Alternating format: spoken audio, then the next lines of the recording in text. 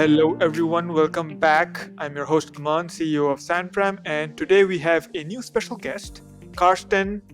What was that again, Carsten? Carsten Nørrevang. Carsten Nørrevang Yes. from Denmark. And Carsten is the CEO of an AI software company called Paperflow.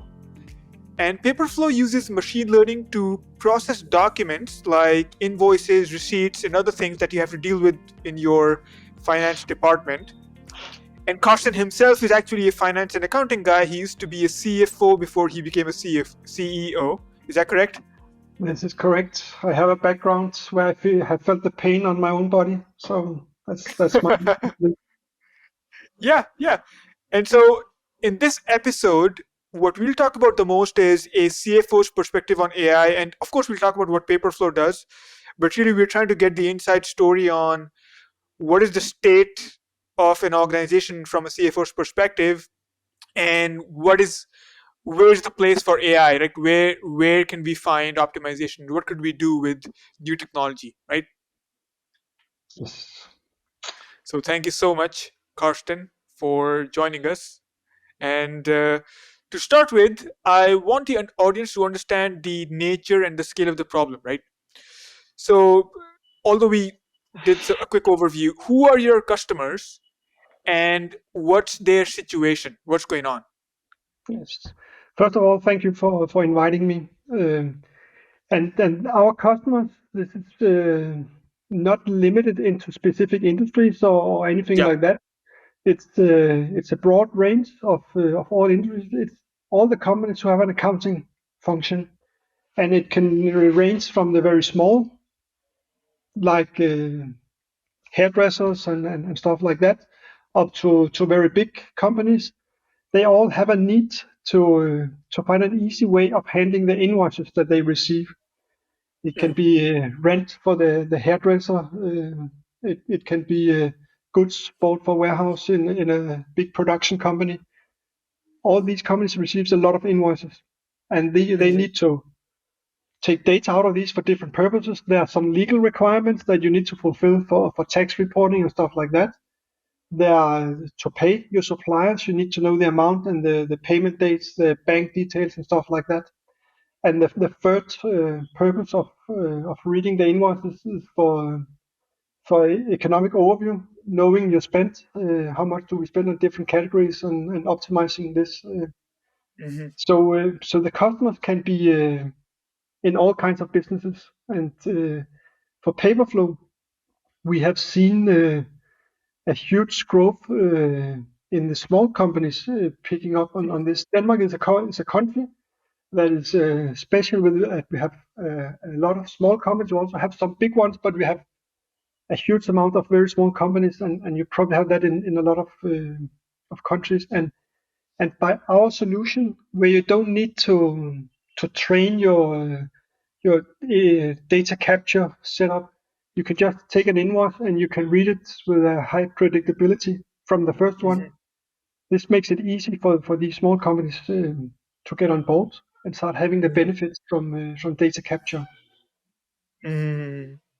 We sell our product through partners, meaning that we're partnering up with different systems. It can be ERP systems, bookkeeping systems, but also other kind of sub-modules that are connected into ERP systems like invoice approval flows. So a lot of these have embedded our data capture into their software.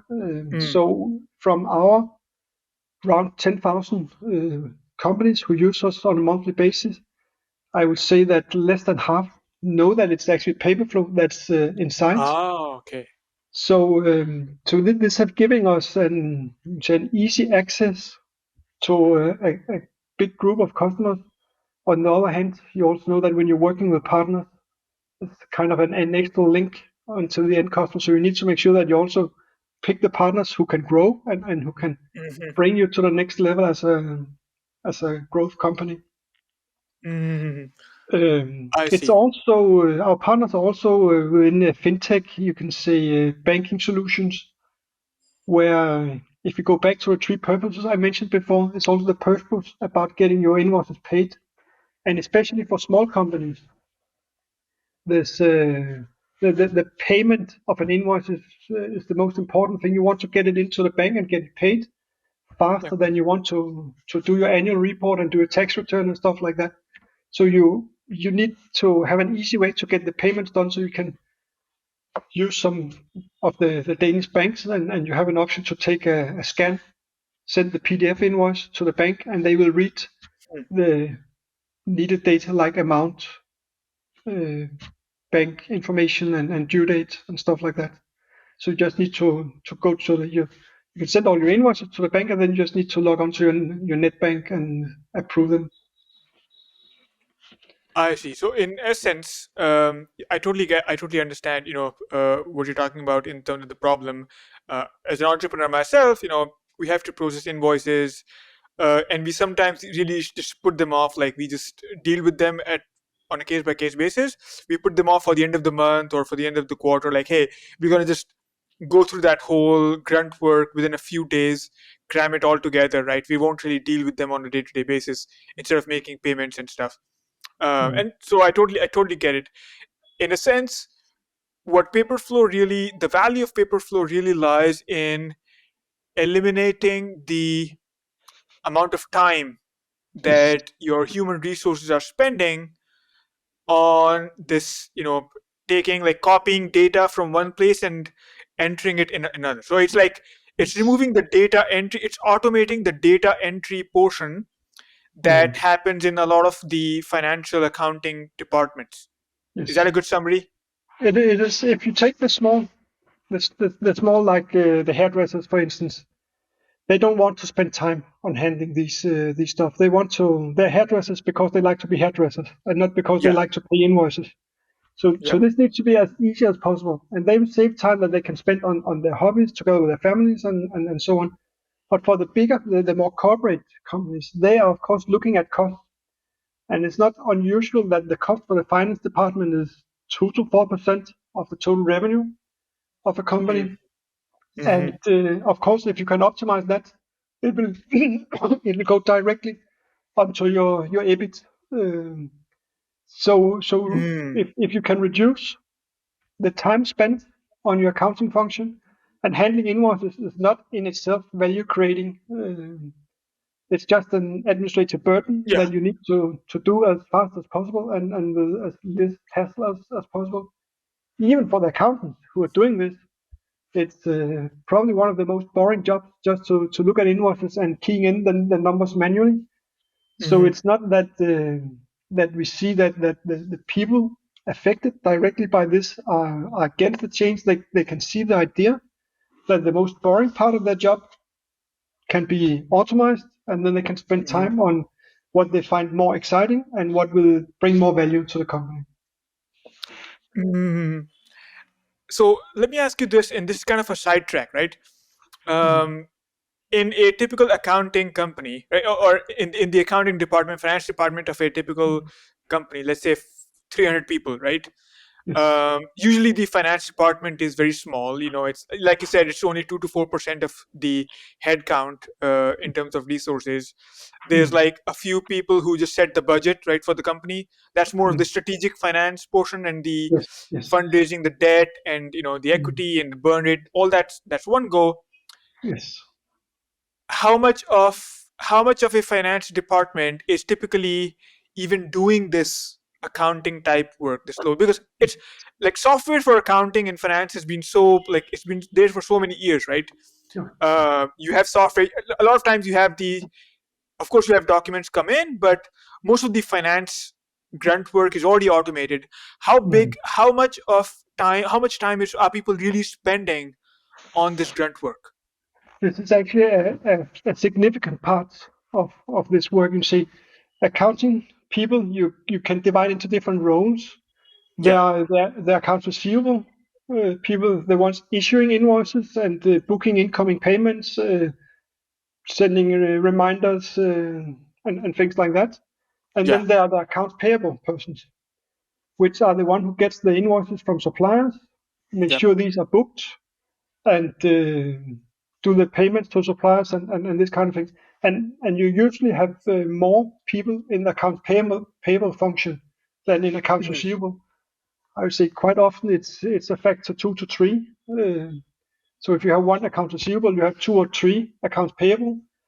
Uh, Wow. so so so this is where you have the biggest part of the manual work in the accounting Yeah. functions. This is to handle the incoming invoices, because the outgoing invoices. So typically, you say overall the number of incoming and outgoing invoices would be the same globally looking at it, Hmm. but issuing an invoice is much easier to automate. It gets automatically out of your system based Yeah. on some data purchases and stuff like that. But the Yep. incoming invoices you get in different formats from all your suppliers, and you Mm. need to find a way to handle that in an easy way. I see, makes sense. So you said, like the accounts payable department is pretty much most of the time just collecting invoices, and the accounts receivable, it's more like receipts and whatnot, and asking people to pay. Yes. So accounts Hmm. receivable are working with the customers, and accounts payable are working with the suppliers. Yep. Yep. Of course. Of course. Um, and how much are people using paper for this stuff? There's a reason why you call yourself Paperflow, right? Yeah. And although a lot of it depends, like, happens online, but what was the reason for calling it Paperflow? Yes. But it's a good story. But you can say it starts with paper. If you go back in time, it was paper, and there's still differences on how digitalized you are in different parts of the world. You say in Hmm. Denmark, we are probably in the Nordic region. We are one of the most digitalized parts of the world. Yeah. And in Denmark, companies usually don't receive paper invoices. It's not that the postman come with an invoice and put it in your mailbox. It's Yeah. more PDF invoices. Yep. But the challenge is basically the same. You say you're cutting out the postman if you use a PDF instead of a printed invoice. Hmm. But you still have to get the data out of this PDF document. Yep. And Yep. for us, it don't matter if it's a paper invoice that you send through a scanner, and then you Hmm. have the PDF of it, or if Yep. it's kind of born as a PDF document. You still need to do your OCR to Hmm. get data out of these invoices. Hmm. And this is still a major part of the invoices in the European Union. There are talks about a standardized way of doing electronic invoicing, but it's Oh. picking up very slowly, uh, and it's Hmm. probably not going to work. Yeah, obviously there have been talks about it for the last 10 years, and I would guess it will not work for the next 10 years to a larger extent. Someone's using it, of course, but it's not a significant part of B2B invoices today. Yeah, it makes sense because even as a so I also have a European company, and I just can't imagine. I mean, I can imagine, but I just don't see why a standardized invoice format would make sense for the vast majority of business. Exactly, exactly. And we also hear some of our major customers saying that, yeah, we have looked into this, but it's the format is too limited. We need a format Hmm. where it's possible to do something special. Yep, yep, yep, yep. And so, how did you like? So you have all these documents which are by nature extremely diverse, right? But not that Mhm. diverse, of course. It's an Mhm. invoice at the end of the day, right? It's not like Yeah. you're analyzing everything from invoice documents to, I don't know, complaint reports, right? So Yes. the machine. So you essentially have a computer vision. I'm just guessing here. You essentially have an OCR, a computer vision system, and that you've trained on a lot of documents Yes. to extract the most common, the most important fields, like, let's say, the VAT number, or the the banking number, or Yes. the Yes. dollar amount, or whatever, all those fields, right? Yes. Where did you get the data to, like, how do you start Yeah. the building the product with this? And this is actually an important part of our business model. Yep. Um, when we started, we also realized Yeah, we have the OCR, and we're actually just buying OCR from an Yeah. external supplier like Google and Microsoft and so on. Yeah. But the hard thing this is to label the data. Yeah. The OCR can read some characters. It could be 9, 12, 21, just looking at the date today. Yeah. And then are these the invoice number? Is it a date? If it's a date, is it then the invoice date or is it the due date? What is the format of the date? Have they switched the month or date and things like that? Mm-hmm. But this is what we do in our AI algorithms. And then Mm-hmm.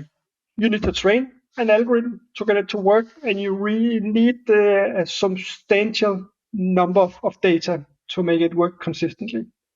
Yeah. And we pretty fast realized that this could be expensive. It is expensive.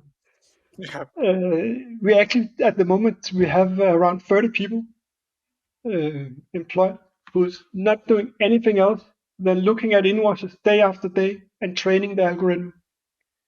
Wow. This in itself gives us a huge amount of data that we can Mm-hmm. benefit from, and then you can say, wow, how do you finance this? Yeah. We have a smart model of financing it, we believe. We have offering two products to our customers.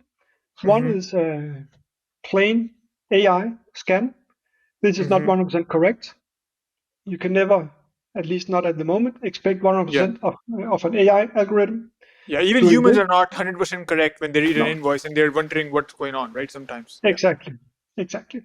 We're actually joking a bit with this, sometimes saying that reading an invoice is harder than driving a car. Maybe, or maybe it's not. But anyway, uh, but these people in Bulgaria, they then look at the invoices and then have an additional product where we call it a validated product. So you can Mm. buy something that is not 100% correct because humans also make errors, but the Mm-hmm. humans have been looking at what was the AI algorithm guessing, and the humans corrected, and you buy something that's as good as a human. Mm. Yep. You pay a higher price, and this is funding our Yep. training. I see. I see. Yeah, it's interesting, and I used to work at a company that pretty much did only data labeling at scale for training AI models for companies. Mm, And it's interesting that when you're really putting data machine learning into production, you kind of have to have a whole operation that's exclusively dedicated to training your model, to preparing the data to train your models, right? It's almost yes. like if a big software company has to hire a few more software engineers, the same way Mm, you have to hire an army of data, something to label the data as a machine learning company. It's like that level of expense. And when I was working at a self-driving trucks company, at one point of time we were going to spend in our annual budget about $1 million exclusively on data labeling, and our yes. whole fundraise was going to be before the company shut down, which is a different story. The whole fundraise that they were going for was about 20 million ish, and of Mm, that 20 million, 1 million was exclusively dedicated to labeling data. That's it. yes. Yes. Yeah. It is expensive to do this training of the AI algorithm, for sure. It is. But having our customers to pay for it have made it possible for us to get thousands of documents every day that goes into the training pile. Mm, yep, that makes sense. And so that's really the, not secret sauce, but that's really the, from what I see, the distinguishing factor, right? In terms of competition, because there's so many people that are building OCR companies to process documents, right? I've been Mm, reading about this since probably 11 years now. People are raising money to do OCR and document processing for different types of documents, different industries. um, mm, the real question is training the AI models with the right data, so you yes, have a really accurate understanding of what's on the document, right? yes, So yes. it's, by at heart, it's a machine learning problem at its core. Mm. And and we had different considerations also on how to do this training. Should we allow our customers to do the training? Should we Mm. kind of have customers doing corrections on what the AI scan was doing? and then put that into the training algorithm. And Yep. we have actually decided not to do that Mm. until recently Mm-hmm. because we don't want, or we want to make sure that what goes in have a high quality. And we wouldn't trust our customers to make sure that they don't I train see. it in a wrong way. And you can Mm-hmm. say I also heard from a professor of the technical university in Denmark that it's rather unusual that you give your users an access to train the algorithm in real time. Mm-hmm. But we have actually recently we have done that. We launched a new product. We call it My Paperflow, Mm. which is a customer interface where you can go in, you can buy our AI scan, Yeah. and then you can work on your documents for yourself. Meaning that you can see, okay, in this document I would like the algorithm to take this reference number instead of this reference, and things like that. Mm. You can adjust it a bit by yourself, and to stay sure, we give that a local training so it don't affect kind of all the I other see. customers. All other customers. And as the professor explained, you would normally not do this real-time training based on user data, because could you imagine that someone had a culture of flashing the lights in their Tesla each time they saw a bird? If Tesla then starts to flash lights each time they see a bird, that would be not probably what Elon Musk would like. But here you can train and say, okay, my Tesla is flashing the lights when it see a bird, Yep. and so kind of to limit it into a more kind of local training Mm. is what we're experimenting at the moment. I see. So for anyone who's not familiar with the jargon that we're talking about, we're basically talking about personalized online learning. Yeah. And what that means is, let's say you have a product that's been trained, a machine learning product, and however, it's trained on the data of 5 million customers, but you say, oh, it's good for 5 million customers, but it needs to be really good for my use case because I'm different, right? And so you Yes. kind of take that model and then you feed it your own data. It's like you adopt a dog and then you teach the dog new tricks that only you want the dog to learn, right? That the dog wouldn't learn Exactly. anywhere else. Yes. And it's your dog. It's not gonna keep learning any other. Like, it's not like by teaching that dog a new habit, you're teaching all the dogs in the world a new habit, right? Yes. Um, that's kind of like what personalized learning is about.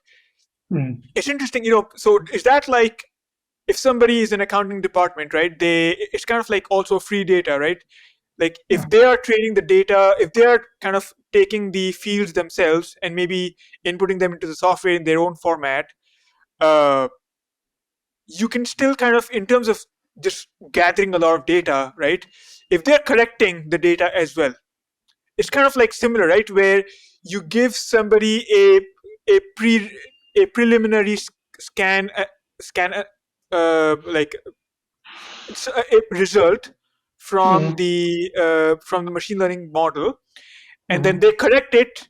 So they kind of give you free labels, right, on what this document was really supposed to be. Why? So when you talk about that personalized learning, and so that they don't corrupt the rest of the data set, isn't that really, like, given that invoices are already that diverse, already super diverse, isn't that like a free source of labeled data for you that would even further reduce the number of people you need to hire in Bulgaria for doing the labeling? What are you Yes. thinking about that? Yeah. And I'm thinking that on an invoice you have different fields like total amount, and total amount is a good example. Probably more or less all accountants around the world, if they're looking at an invoice, they can agree on what's the total amount. It's pretty Yeah. clear. But you Yeah. also have other fields like a reference field. It could be for some would take what's stated in the PO order field, another would take what's in your reference, and so there can be kind of different fields who want to be used in different ways. So we're Mm. giving an option to make sure that you can kind of tailor the solution so it fits your needs on these special fields. The global learning is just fine on the amounts, for instance. Mhm. So that's actually a good segue into the next part, which is, so I understand, it's automating a lot of the document processing.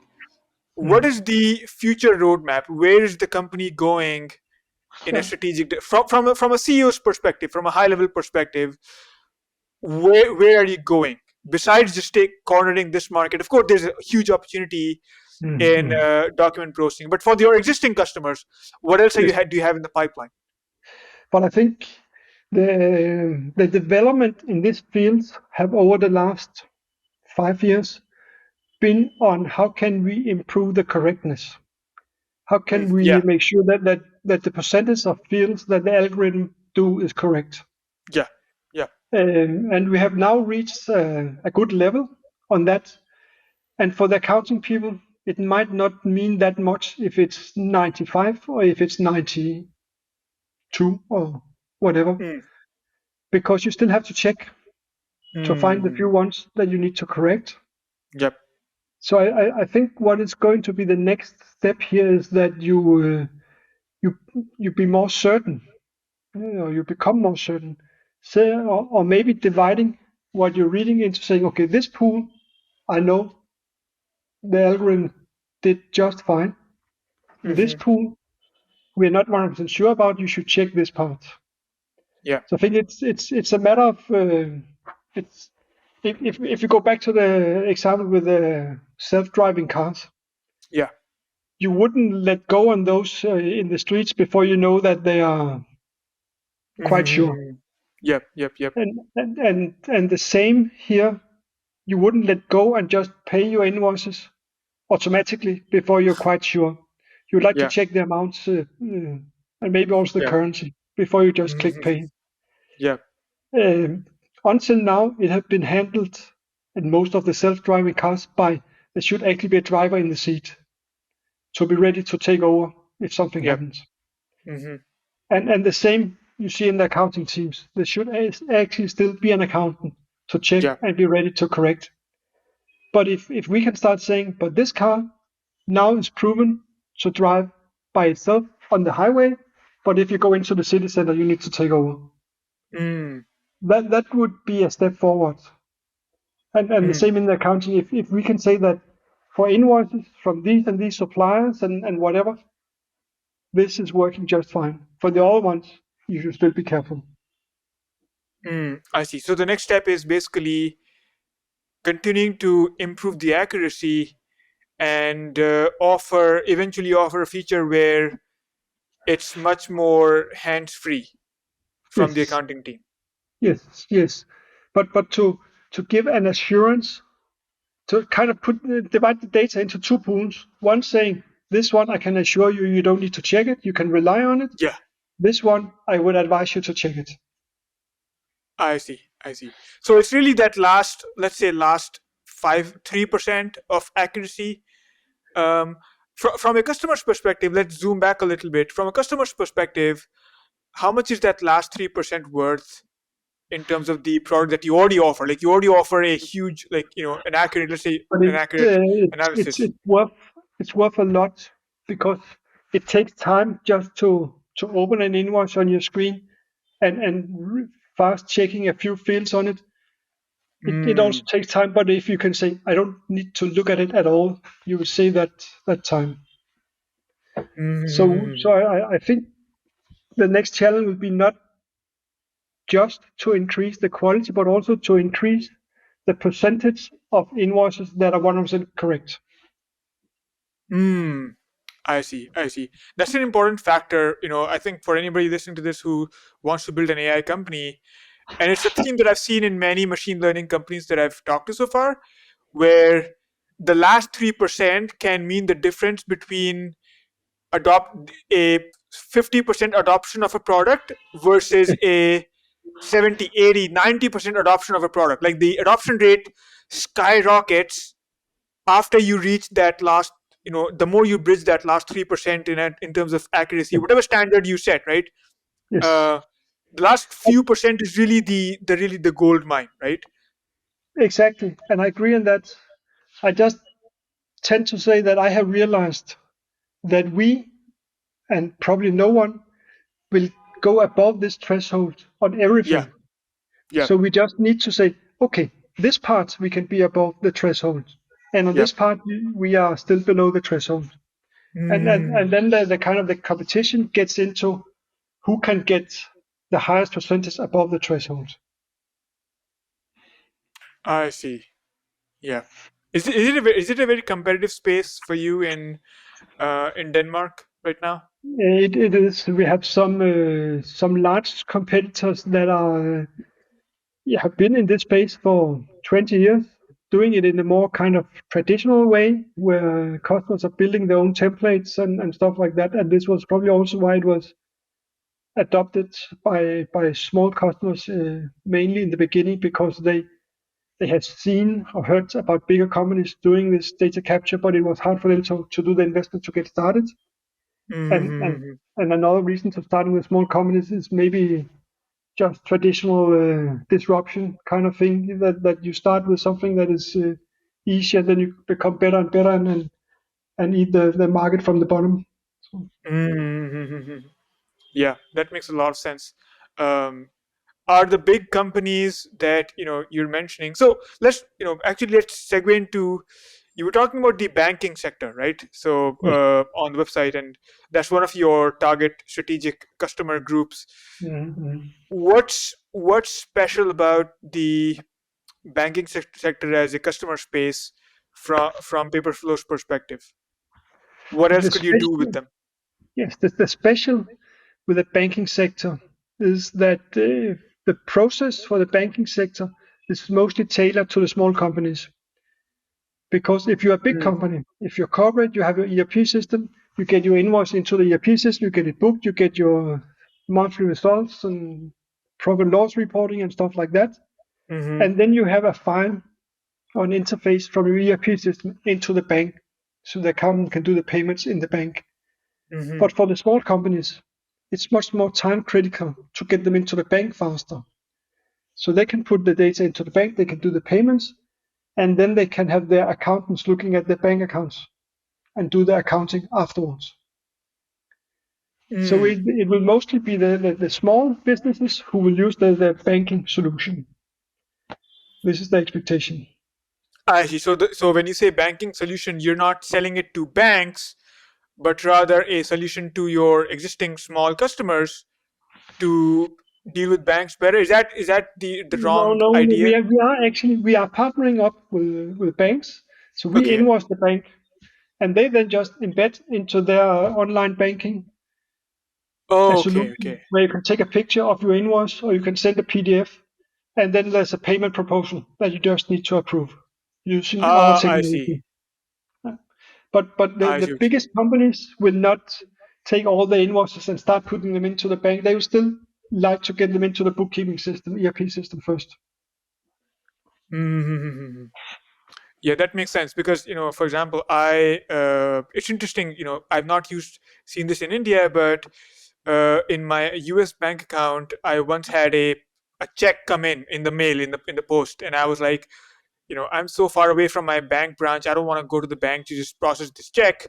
But turns out, my bank had this online computer vision type system where you could take a picture of your check, and it will just process it automatically and credit the money to your account, Yes, just from that. So something like that, right? Where on the back end it would be Paperflow system processing those invoices and things like that. yes, exactly. Mm-hmm. So for the hairdresser who gets the monthly invoice of the rent, just forward the invoice to a mail address you have from the bank. Next time you go into a bank account, you see a payment proposal, you click approve, and then you are done, and your accountant can look at it 3 months later when you need to do your tax return. Mm. Since banks are a fairly, I mean, I don't want to make a blanket statement, but they're a fairly conservative industry, right? They don't really want to touch things that haven't been touched for a while. Nobody wants to be the first one. Yes. Uh, what's it like? I'm just curious. What's it like to work with these companies? Like, what's been your experience in the years that you've been dealing at Paperflow? What are the sales cycles like? What are the conversations like for you? The real perspective. The sales cycles takes for ages. Of course, I would almost say it from the first talks until they kind of make an agreement, they commit to do something, then their development team starts doing something, then they're waiting for a new update on the online banking, and then it's roll out, and then it's marketing can start and stuff like that. It takes 2 to 3 years often. Wow. Um, so we are in some of these processes at the moment, but the banking industry in Denmark and in Europe and in general are also under pressure because of new legislation Mm-hmm. giving other businesses without bank authorization options to do payment transactions. So they want to make sure that they can keep this business, because if the payment transactions move out to kind of new modern banking setups, they lose Mm-hmm. or they risk losing the contact to their customers. If they only talk to them when they need to borrow some money or something like that, they lose this close connection. So Mm-hmm. we sell it to the bank also as a way of them to stay relevant for their customers, Mm-hmm. and to make sure that they still have the flow of transactions. There's also a value for the bank that they can see the in and outflow of Mm-hmm. for the people that they borrow money to. What are the alternatives like for payment processing? If you don't go do it through the bank, I mean, what's the threat to a bank right now in Europe, But for example? you say in Denmark or Mm-hmm. in the Nordic region, all payments go through a bank or a modern bank solution. But the traditional banks are the ones who are a bit reluctant to go into this. You have in the Nordic region new modern banks like Lunarway, for instance, that is Okay. trying to build up. They actually call themselves not a bank, but more kind of a data provider or a software provider. Okay. Okay. So they offer solutions to do payments and stuff like that, but they're not really a bank. And so in all parts of the world, you have payments by check and stuff like that. We don't use this here in Europe that much anymore. I see. So if I understand correctly, what you're really talking about is, since a bank from the payments perspective, so there's the two sides, right? There's the payments perspective, just handling transactions, and then there's the borrowing and lending, the credit side, right? Yes. The payment perspective is basically you are a sub ledger for the central bank or whatever, right? You are Mm-hmm. keeping a ledger of all the transaction, and then you report them back to the central authority in the government. That's one business line which you don't have to be a bank to start that. that's the Mm-hmm. that's the real that's the real situation. The Yes. credit stuff, borrowing and lending, that as well, you don't exactly need to be a bank to do that, right? You could be just in that business where you just borrow and lend money to people, understand their credit scores and whatnot. Yeah, And but so still, yeah, you yeah. you are under more restrictions from the authorities if you start borrowing and lending. Mhm. Yeah, so the banks are basically at risk of losing the transaction processing. But how much, just as a general knowledge, I'm not really familiar with this, how much percentage of revenue, or what is the business opportunity for banks to, from the payments perspective, how do they make, like, how do they really uh I don't know percentages and stuff like that. I know that they have yeah, fees on some of the payments, but it's it's I don't usually know. minuscule, right? It's usually a Yes, minuscule, like, fee that you only make for some certain levels of yes, huge payments, right? yes, and foreign transfers and stuff like that, not domestic, and Yep. yeah, I see. But it's still a part of the business, and you don't want something to squeeze you out if you're not. So I kind of see the value there as well, where if you include some of these document processing technologies in your, it's basically again a question of how good of a service do you want to provide to your customers, right? And yes, some people want to be proactive in that regard. Other people are like, yeah, you know what, by the time this gets implemented, I'm already going to be looking for another job, so why should I care, right? mm, Why should I be so proactive? I think that's the from my perspective, it sounds like that's what's happening in those sales cycles with these yes, customers. yes. Cool. So one last final topic that we're going to touch on. what's been your fundraising journey so far, or the financing journey, and how are you what's your strategy? Yes. How are you thinking about your capital requirements as a company? But we are founded by a Danish kind of serial investor who have made other companies, Werner Valeur, who also made bookkeeping systems and stuff like that. And then he realized that he needed, or the users needed, an easy way to get data into these systems. Mm-hmm. And pretty early, he met one of the two Damgaard brothers. They were the founder of Navision, which was sold to Microsoft and is kind of the foundation for Microsoft Dynamics these days, Microsoft 365 also. Mm-hmm. And Oh, they okay. had seen they seen the same challenges of how to get data into bookkeeping systems. So they went on board as well as investor. One of them went on board as investor, and we have a Danish bank, Saxo Bank, Mm. that was one of these new bankers, and one of the founders of this bank is also among our investors because he could see that also banks need way to get data from the invoices. And these Mm-hmm. were kind of the three first one. And then a couple of years ago, we had a new kind of a family investor who looked at this and Mm-hmm. saying this looks innovative, and he wanted to be part of that today. He's the chairman of the board today. So it's these four main investors that we have. They are all kind of wealthy people, you can say, and they are in it for the long run, but Mm-hmm. also in it to earn money. Mm-hmm. Um, so they are looking at when is the right time to exit. Maybe I not see. all, or maybe not all at the same time. And and we are looking at different options at the moment. We had a round where people one can bid in, saying if they want to be in a round now, and then we're looking at it here through January and February. Mm. We are at a situation looking at the budgets right now. It seems like we can actually continue, we can grow without further financing, but we can also see that we can grow much faster. We can go to new markets faster than what we else would do with further financing. Mm-hmm. But this means also that when we're looking at investors Yeah. here around Christmas and the beginning of next year, Mm-hmm. we are not only considering the amount of money and the valuation they are willing to offer, but also if they can help us open doors to new markets, if they have access to bookkeeping systems that we're not connected to at the moment, and things like that.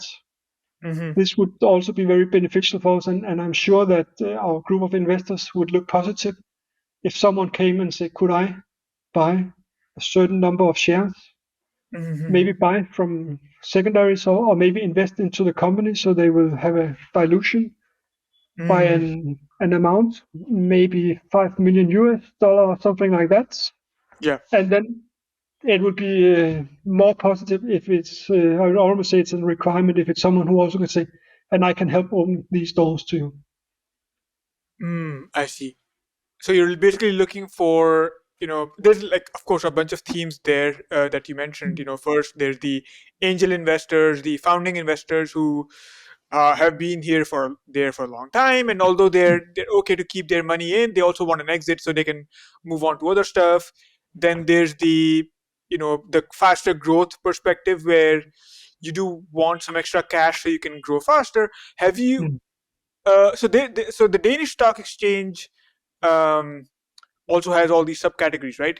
Have you This is just us riffing about things as two CEOs, not really something particular, but are you considering, are you thinking about having a small offering to the public, or Not, not, get not, you, since not you're working short with term. banks, since you're Yeah. working with banks and all, like just get you a little more gloss on paper, like, hey, we're a public company, we're going to be here for a long haul, or Yeah. something like that. Yeah, no, we're not in a short time period considering that. I think we are it's working well with a group of investors, and we can have one or two more investors, but I don't see us as kind of a publicly listed companies within the next couple of years. But after that, it could be interesting. From a CFO's perspective, and I actually only asked this question to you because you're a finance guy, right? From a CFO's perspective, and it's interesting because I just had a company the previous week where they did go public very early for their own set of reasons. But from your perspective, for your company, given the context, how give us an overview, give us an educational overview of the pros and cons of being public, so we understand where you're coming from.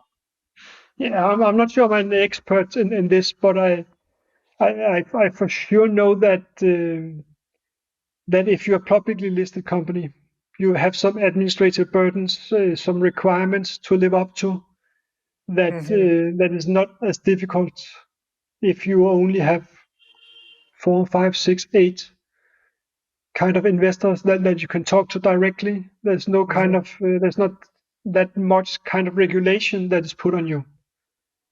So you still have regulation to follow. You still have investors to report. You have a board where the investors are represented and stuff like that. But it's easier kind of to find your own way through it, and you're not into kind of regulators setting a high frame of what you need to do.